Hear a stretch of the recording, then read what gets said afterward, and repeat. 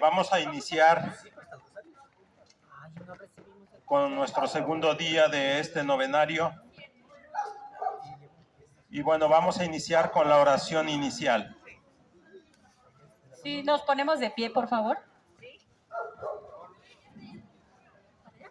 En el nombre del Padre, del Hijo, del Espíritu Santo. Amén.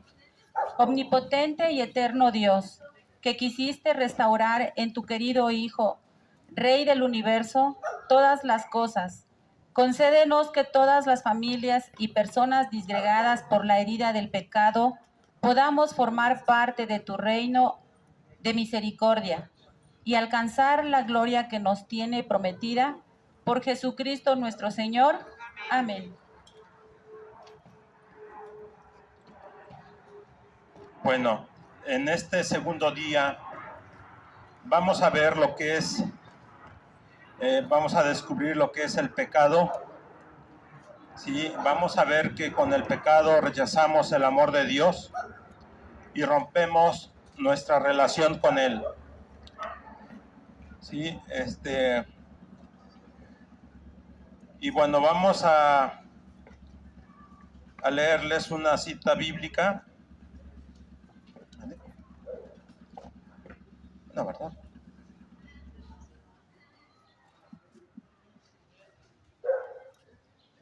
Bueno,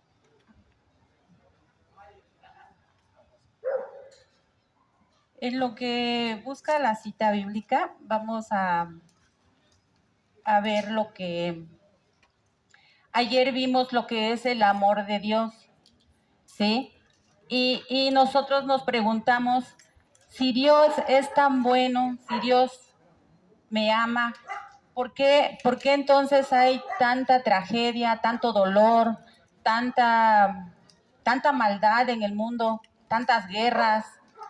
¿Por qué yo no me siento bien conmigo mismo? ¿Por qué me siento mal a veces? ¿Por qué no expreso mi amor a, a mi prójimo, a los que están a mi lado?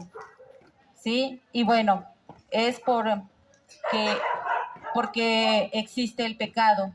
El pecado rompe mi relación con Dios. Y bueno, el pecado es la causa principal de la infelicidad. Muchos pensamos que el vivir en pecado es vivir la vida y que a eso vinimos a este mundo, a vivir la vida. Pero finalmente vivir la vida es, sí, vivirla, pero de acuerdo a la palabra de Dios. Vivimos equivocadamente porque nos atrae el pecado y vivimos muy cómodamente ahí, y tarde o temprano nos damos cuenta que en realidad lo que nos trae el vivir en pecado es la infelicidad. Y bueno, vamos a ver la cita bíblica. Al pasar Jesús vio a un hombre que era ciego de nacimiento. Sus discípulos le preguntaron: Maestro, ¿quién ha pecado para que esté ciego, él o sus padres? ¿Para que él esté ciego, él o sus padres? Jesús respondió: No es por haber pecado él o sus padres, sino para que unas obras de Dios se hagan en él. Y en forma clarísima, mientras es de día tenemos que hacer la obra del que me ha enviado, porque vendrá la noche, cuando nadie pueda trabajar. Mientras estoy en el mundo, soy la luz del mundo. Dicho esto, hizo un poco de lodo con tierra y saliva, untó con él los ojos del ciego y le dijo: Vete y lávate en la piscina de Siloé, que quiere decir el enviado. El ciego fue, se lavó y cuando volvió veía claramente. Sus vecinos y los que lo habían visto pidiendo limosna decían: ¿No es este el ciego que se sentaba aquí y pedía limosna? Unos decían: es él. Otros, en cambio: no, es uno que se le parece. Pero él afirmaba: sí soy yo. Le preguntaron, ¿cómo es que ahora puedes ver? Contestó, ese hombre al que llaman Jesús hizo barro, me lo aplicó a los ojos y me dijo que fuera a lavarme a la piscina de Siloé. Fui, me lavé y veo. Palabra de Dios. Es Juan 9, del 1 al 11. del 1 al 11. Sí, bueno, y aquí lo que vemos es que el ciego no era ciego porque tenía pecados, ni él ni sus padres, sino que Dios quiso manifestar su gracia en él. Y muchas veces nosotros pues pensamos eso, ¿no? Que una enfermedad es pecado, que una enfermedad es castigo de Dios. Y no es así. Aquí lo que salvó a este hombre fue su obediencia, porque Jesús le untó el barro, el barro que había hecho en los ojos, y le dijo, ve y lávate. El hombre obedeció, y cuando venía de que ya se había lavado, pues ya veía claramente, ¿sí? Y entonces, pues aquí está claro un ejemplo en donde Dios hace milagros en nosotros. Hace rato comentaba yo con mi esposa de una prima que tengo hace 33 años. Se hizo una cirugía de soplo del corazón y los médicos le dijeron no más de 5 años. ¿Sí? Entonces, pues ella, obediente, se hizo la cirugía y pues resulta que mi prima ya tiene 33 años con vida, ¿sí? Cuando los médicos le decían que no más de 5 años de vida, ¿sí? Y es aquí donde vemos que se manifiesta la gracia de Dios.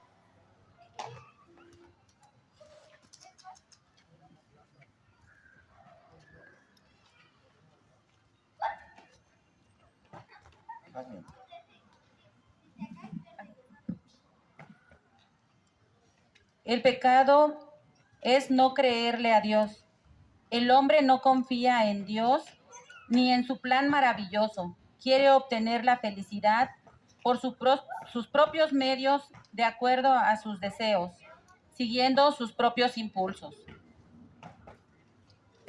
Sí, por falta de fe no confiamos en Dios, no creemos en Dios y por esa desobediencia vino el primer pecado, esa falta de confianza en Dios. Vino el primer pecado que cometió Adán y Eva. ¿Sí? Eva se dejó engañar por el demonio. El demonio le supo llegar a Eva con medias mentiras y ella cayó. Y así nos pasa en la realidad. Caemos en el pecado. Nosotros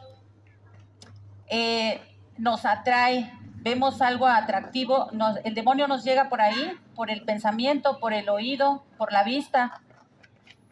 Y si vemos algo atractivo o nos dicen que nos vamos a sentir bien, caemos en pecado. Por ejemplo, los que caen en las drogas, les ofrecen una droga y le dicen te vas a sentir bien. Y, o sea, ya está el pecado ahí. Y él cae, él toma la decisión de caer o no. Y dice, pues voy a probar nada más, a ver qué pasa. Y ahí ya está cayendo en el pecado. Y finalmente, ¿qué pasa? Cuando ya cae en las drogas, se hace esclavo del pecado.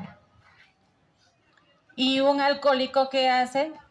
también induce a otro a que tome, a que caiga también en el pecado. Entonces, nosotros todos tendemos a caer en ese pecado. El demonio nos los pinta bien bonito y nosotros somos débiles y tendemos a caer. No pensamos las cosas, ¿sí? Como le pasó a Eva. Eva no pensó, empezó en diálogo con el demonio y cayó, y no conforme con caer ella, pues invitó a Adán, ¿sí? Y ahí es donde empieza un pecado tras otro pecado y va llevando a otras personas. Adán, por ejemplo, cuando Dios le dijo, ¿qué hiciste? Él dijo, yo no fui, fue la mujer que tú me pusiste. O sea, él se estaba deslindando de lo que él había hecho. Él estaba culpando, buscando culpables, y no nada más culpó a la mujer, sino también de alguna manera estaba culpando a Dios, porque le dice, fue la mujer que tú me pusiste. Y así hacemos ahora en la vida. Culpamos por culpa del gobierno, por culpa de fulanito, por culpa de los amigos, por culpa de esto. A todo mundo culpamos, pero no aceptamos esa responsabilidad de nosotros mismos, ¿sí? Entonces, pues tengamos cuidado y aprender a vivir. Todo es pecado y en todo momento nosotros pecamos.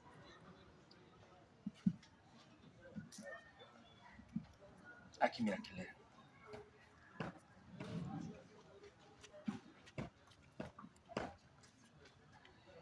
Bueno, como decía mi esposa, el pecado es desobediencia. El pecado es rebelión contra Dios. Por el pecado el hombre se separa de Dios, se independiza de Dios y al final intenta tomar el lugar de Dios mismo. ¿Sí? Aquí vemos el pecado de Luz Bella, ¿no? El pecado del ángel más querido por Dios. Luz Bella era el ángel predilecto de Dios. Sin embargo, su soberbia, su orgullo, quiso sentirse y quiso ser igual que Dios, ¿sí? Entonces, cuando él se manifestó y quiso ser igual que Dios, los ángeles y la corte celestial dijo, nadie más que, ¿quién más como Dios? O nadie más como Dios, ¿sí?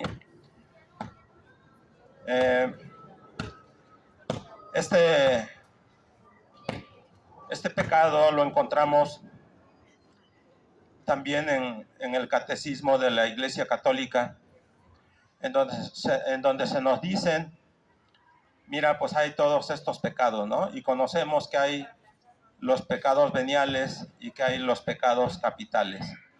Y los pecados capitales no son los únicos que existen, como son la soberbia, la ira, la gula, la envidia, ¿sí? Esos son pecados capitales. ¿Por qué?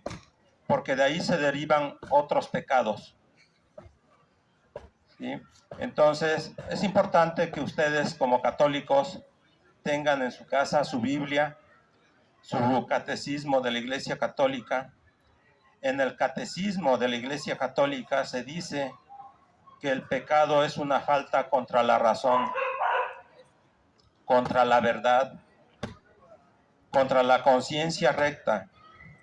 Es faltar al amor verdadero para con Dios y para con el prójimo, a causa de un afecto perverso a ciertos bienes, ¿sí?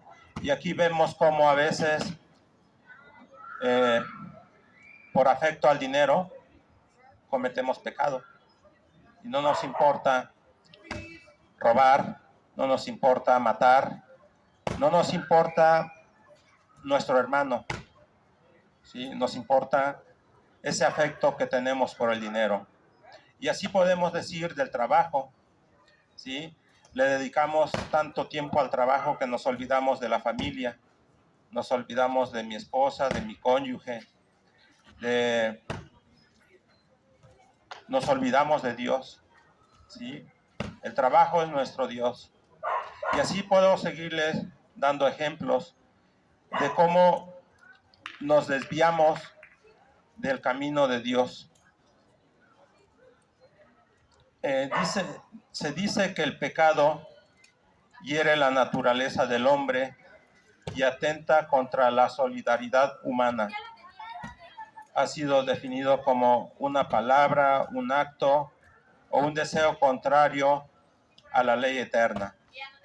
Ayer hablábamos de que Dios nos ama y que ese amor tan grande y tan incondicional que Dios nos tiene, Dios quiere nuestra salvación y nuestra vida eterna. Ese es el resultado que Dios espera de nosotros. Sin embargo, pues nos descuidamos por darle atención a otras cosas. Nos descuidamos y cuando menos vemos, pues el pecado ya está en nosotros. Vamos a leerles unas 3 citas bíblicas para que vean que esto que les estamos diciendo aquí no es que nosotros se los estemos diciendo, es algo que está en la palabra de Dios y que allí lo encontramos y bueno, les vamos a dar estas citas bíblicas, no sé si tengan que anotar. La primera de ellas es Romanos 3:23.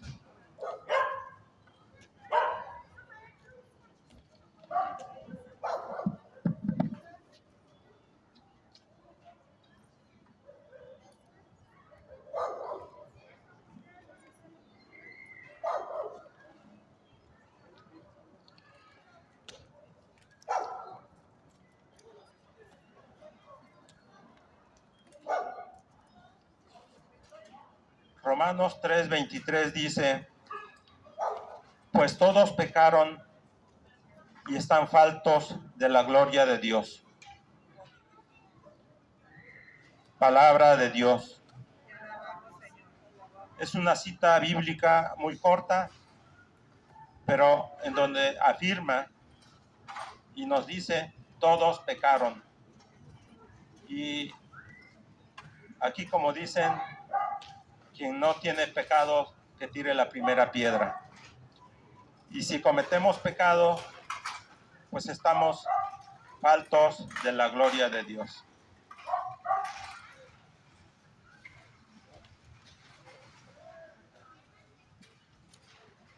Es Romanos 14:23. Dice, pero si uno come cuando su conciencia se lo reprocha, se condena a sí mismo, pues su convicción era otra y todo lo que uno hace en contra de su convicción es pecado. ¿Sí? Aquí que nos quede, palabra de Dios. Aquí que nos quede claro, nosotros tenemos conciencia, a diferencia de otros animales, ¿no? Tenemos conciencia y tenemos que tener presente siempre cuando algo no queremos hacer, cuando algo nos dice nuestra conciencia que está mal, pues no lo hagamos porque seguramente es pecado. ¿Sí? Es algo como que dicen, bueno, pues si no quiero comer, pues no te lo comas, ¿verdad? Porque si no te lo quieres comer es porque pues, tu cuerpo, tu no lo desea, ¿sí? Y bueno, pues hay que estar con la alerta puesta porque Luego decimos, pues no pasa nada, ¿qué tanto es tantito? ¿Sí? Pero no. Nuestra conciencia nos está diciendo que estamos haciendo lo incorrecto y lo incorrecto para nosotros es pecado.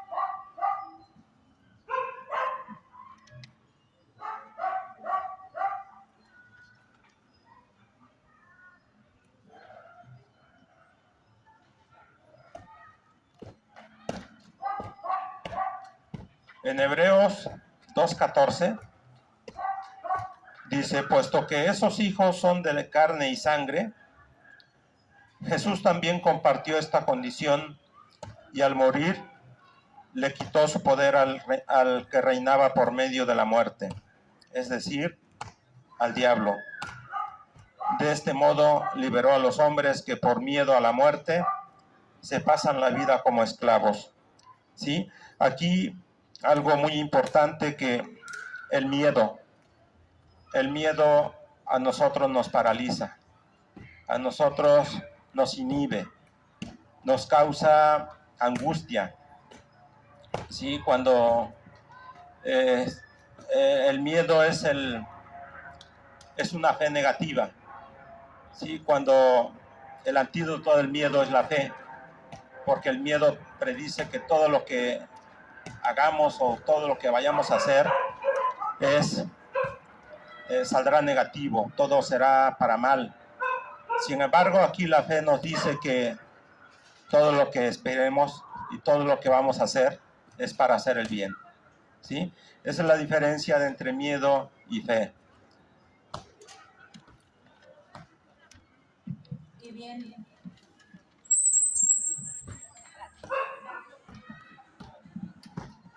Y sí, cuando estamos nosotros en un pecado, ¿qué sentimos? Miedo. Cuando hay una infidelidad, por ejemplo, ¿qué sentimos? Miedo. Cuando estamos metidos en drogas, miedo. O sea, a todo, cuando estamos en pecado, por todo sentimos miedo. ¿Por qué? Porque sabemos que estamos haciendo mal, pero no rectificamos, sino seguimos en ese pecado, seguimos cayendo en ese pecado y no nos detenemos hasta que nos vemos descubiertos o hasta que ya no podemos más, es cuando entonces empezamos a recapacitar. Y bien, pues vamos a leerle una historia, se llama La historia del rey bondadoso. Cierto rey acostumbraba a celebrar su cumpleaños en la cárcel escuchando las causas de los prisioneros para al final liberar a uno de ellos. Cada uno presentaba su defensa. Soy inocente, me confundieron, me condenaron injustamente. Yo no fui, fue otra persona. Me quieren hacer daño. Yo soy bueno y justo. Yo jamás he robado, jamás he pensado en matar a otra persona. En el fondo del patio estaba un hombre sentado, escondiendo el rostro entre sus manos. El rey le preguntó, ¿y tú por qué no vienes a defenderte? Porque soy culpable, respondió el hombre. ¿Qué hiciste?, le preguntó el rey. Maté a un hombre. ¿Por qué lo hiciste?, pregunta el rey. Porque estaba envuelto en la ira y me dejé llevar por mis instintos salvajes.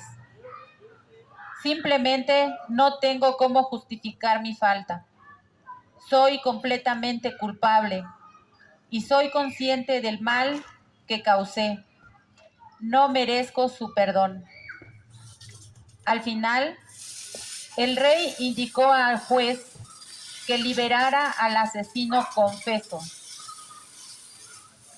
Pero Majestad, replicó el juez, si es un verdadero canalla. Sí, respondió el juez. Lo liberamos para que no eche a perder a todos los demás que se declaran tan buenos e inocentes.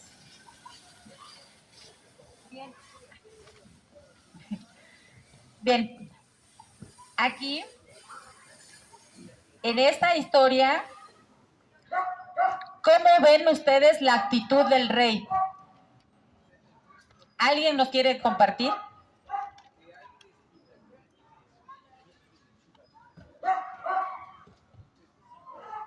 O no le entendieron o no los... Quizás salvó al policía que estuvo en la cárcel por honesto, por decir la verdad.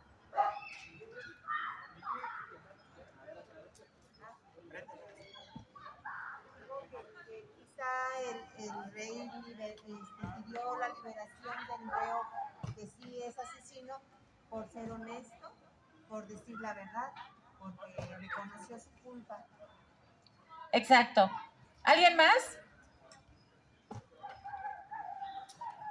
Pues a mí me pareció un poco como el rey Salomón, ¿no? Con mucho de sabiduría, y precisamente fue hasta ellos para saber qué es lo que estaba pasando, no solamente se conformó con lo que le decían. Entonces para mí es muy sabio la decisión que tomó, y me recordó mucho a Salomón, ¿no? El hijo de David. ¿Alguien más?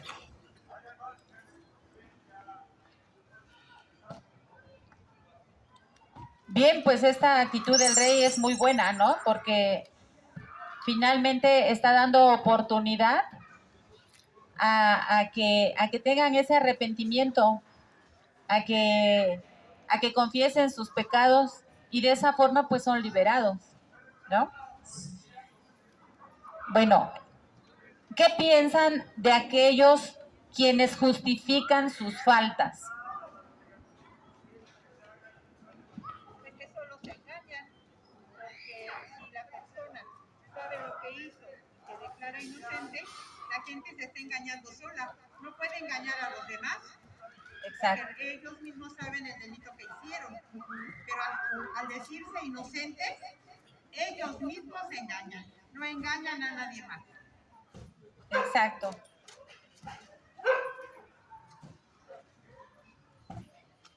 Es como les decíamos, ¿no? En el pecado. Por ejemplo, Adán pecó. ¿Y qué hizo Adán? Culpó a Eva, ¿sí? Se justificó, siendo de que él pudo haber dicho no, ¿sí? Entonces, eso es lo que pasa aquí. Bueno, ahora, ¿cómo ven la actitud del hombre que se declaró culpable? Bueno, porque él sabía que no podía engañar a nadie, porque él no quería engañarse a él mismo. Y al declararse culpable, se estaba liberando de algo que lo estaba atormentando internamente. Muy bien. ¿Alguien más? Ah, ya, mira. Lo importante era que se arrepentía y que reconocía lo que había hecho mal y el daño que causó a los demás y que estaba arrepentido. Sí, muy bien. Dicen que los arrepentidos, de los arrepentidos se sirve Dios, ¿no? Y bueno, cuando uno se arrepiente y confiesa sus pecados y tiene ese arrepentimiento de corazón, Dios nos perdona. Y Dios está siempre con nosotros.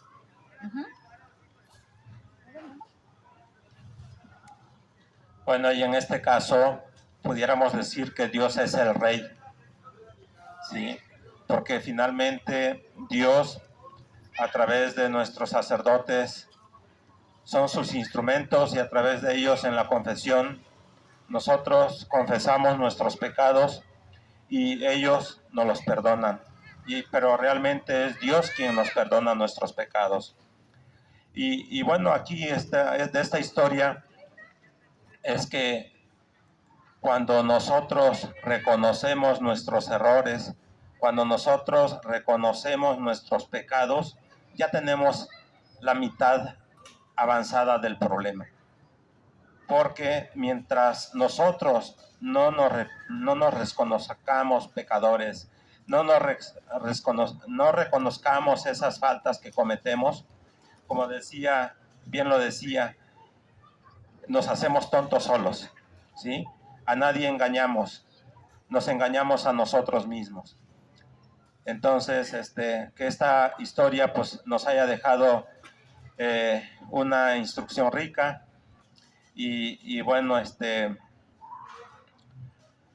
vamos a hacerles unas preguntas, si las pueden anotar, son para reflexionar. La primera de ellas, ¿cómo es que el pecado ha repercutido en mi vida y en mi historia personal?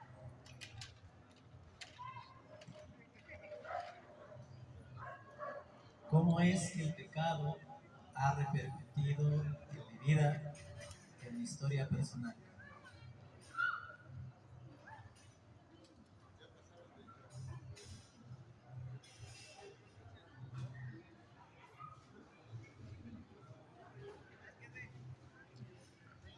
La segunda pregunta, he sentido tanta vergüenza y peso por mis culpas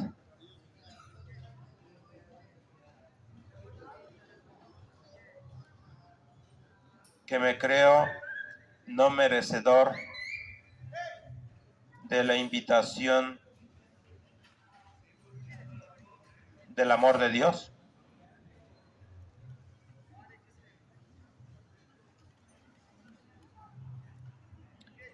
Y la tercera pregunta, ¿cómo he podido luchar contra el pecado ahora que me doy cuenta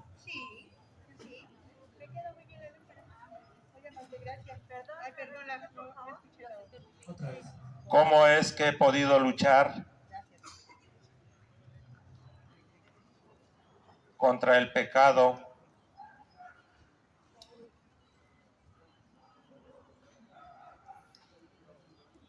ahora que me doy cuenta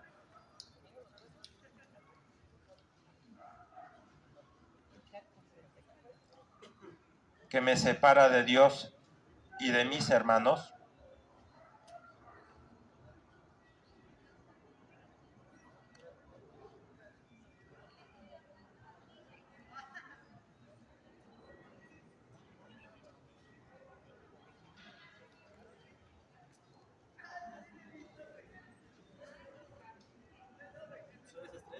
Son tres.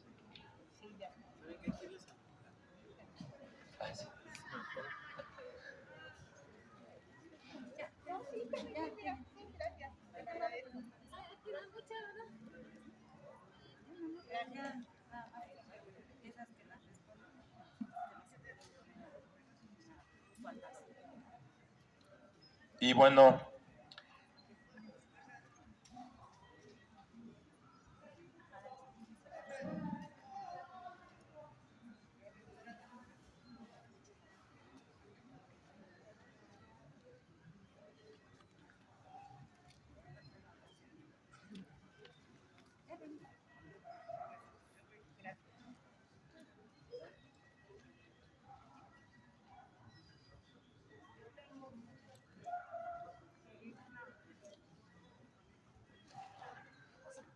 ¿Ya tienen sus respuestas? No. ¿O se la quieren llevar de tarea? Sí. ¿Sí? Pero la hacen. Sí.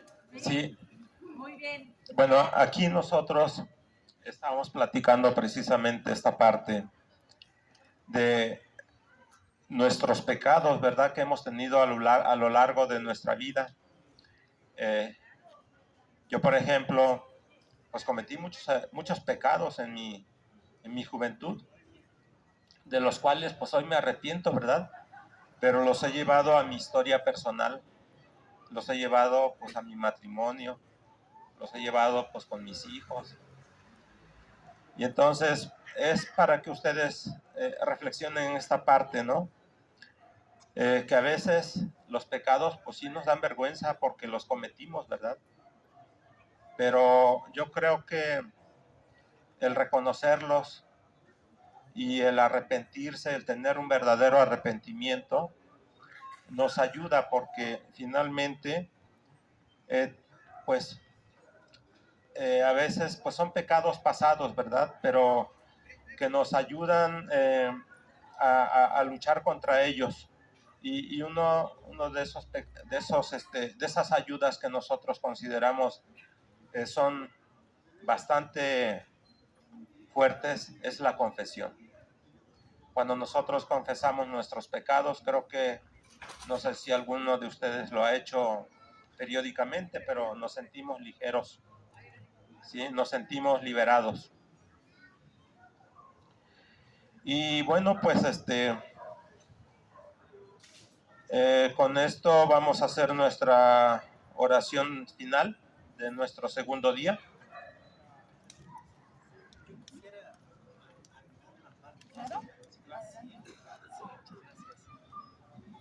Yo quisiera agregar una parte a justamente el tema del día de hoy, creo que es muy interesante, y es acerca de la concupiscencia del pecado.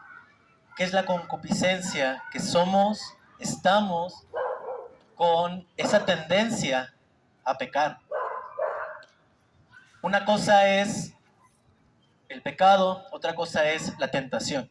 La tentación siempre va a estar ahí, nos acecha, nos hace ruido, busca la manera en que nosotros caigamos. El pecado ya es la acción de darle el sí a esa tentación. Evidentemente, como nos lo platicaron nuestros hermanos, desde el pecado original de Adán y Eva viene esta concupiscencia. Y aquí quiero llegar, que siempre vamos a estar tentados. Nuestra alma, nuestro cuerpo, cuando en este mundo, va a buscar, va a tener esa tendencia al pecado, pero hay una forma de evitar esa parte, de mantenernos o mantener el pecado a la raya, a la línea. Y es lo que quiero que se lleven el día de hoy de mi parte. Es la confesión, es el ayuno, es la oración. Tenemos que crear un hábito en la confesión.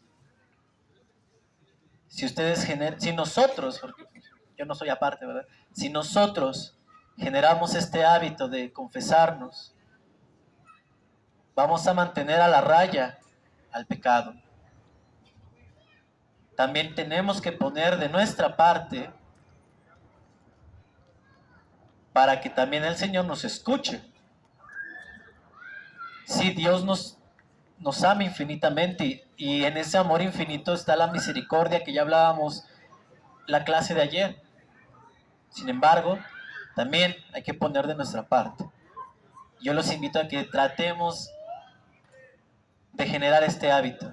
Si queremos mantener el pecado a la raya, la tentación ahí siempre va a estar. Pero con este hábito vamos a saber discernir.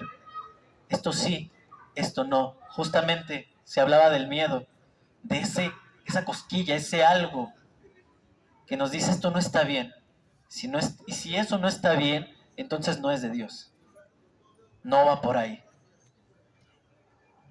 Vale, entonces eso era lo que quería agregar. Espero que les pueda servir y vamos a hacer ese compromiso. Yo los quiero comprometer a que generemos ese hábito. Y digo generemos porque yo también ando ahí medio. Exactamente. Pero es normal. Estamos rodeados de muchísimas tentaciones. Claro que vamos a caer en algunas ocasiones, pero cuando nos demos cuenta de dónde nos equivocamos, de dónde esto estuvo mal, de dónde hería al otro, entonces arrepentirnos de corazón. Pero no solamente es ya pedir perdón y se acabó, no, hay que irnos a confesar. Y si de ahí tenemos que reparar algo, ni modo. Y no es regaño, es simplemente la verdad.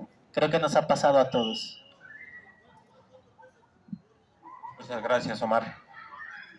Bueno, y también, como decía aquí nuestro hermano Omar, no nada más es comprometernos nosotros, sino que con nosotros, con nuestro ejemplo, nosotros se lo transmitimos a nuestros hijos, a nuestros familiares.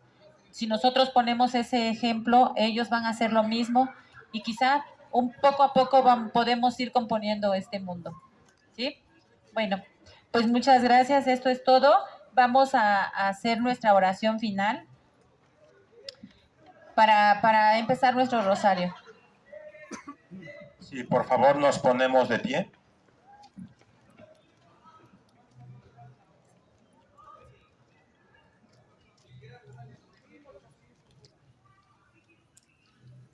Cristo, adivina quién te ha herido. Oh Jesús amante y bueno, aquella noche triste de tu pasión, tus ojos divinos veían a través de los siglos todos nuestros pecados y olvidos que tan dolorosamente herían tu divino corazón. Tanto que para que tu pureza no te hiciste huir de nosotros. No tus verdugos, sino el amor vendó tus ojos, a fin de que no vieses más que almas que se perdían si tú las dejabas. Haz que esas almas, a las que tu sangre y tus lágrimas han lavado y purificado, lleguen a amarte con tanto entusiasmo que se cierren sus ojos a todo lo que no seas tú, Rey de sus amores. Haz, Señor, que los hombres te conozcan y te amen. Amén. Amén. ¿Puede decir, por favor, del catecismo católico qué número fue? Sí.